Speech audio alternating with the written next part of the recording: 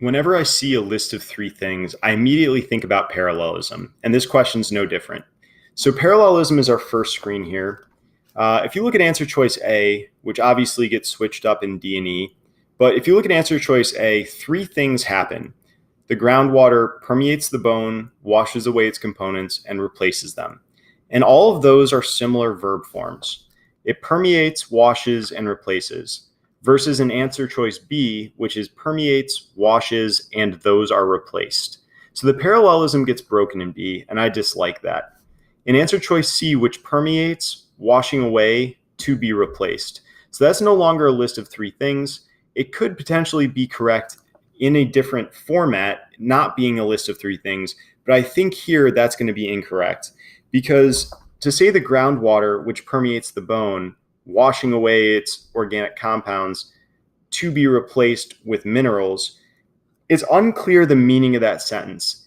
But the meaning of the sentence in answer choice A is crystal clear. These are three things which groundwater does. And the word which has to modify the noun that came right before it, which is groundwater here, or the action of groundwater.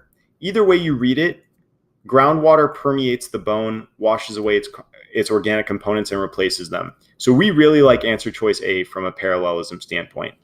Now in D and E, we have permeating. And this is a different type of modifying phrase. Which is relative. That means it has to modify the noun that came directly before it. But permeating ing verbs are not.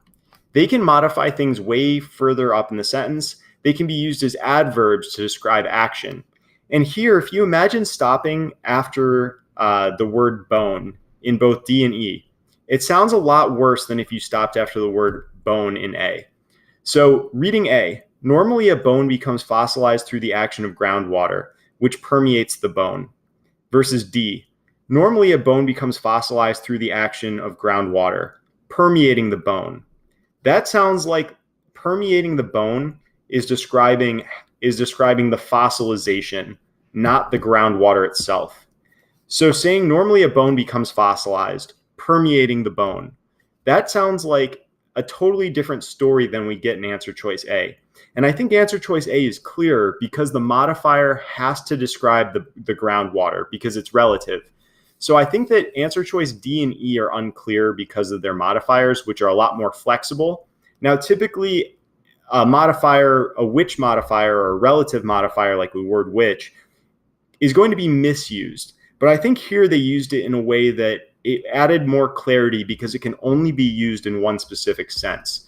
Whereas ing modifiers can be used in multiple different scenarios. And in this situation, that would add some uncertainty to the meaning of the sentence. So here we like answer choice A as the correct answer.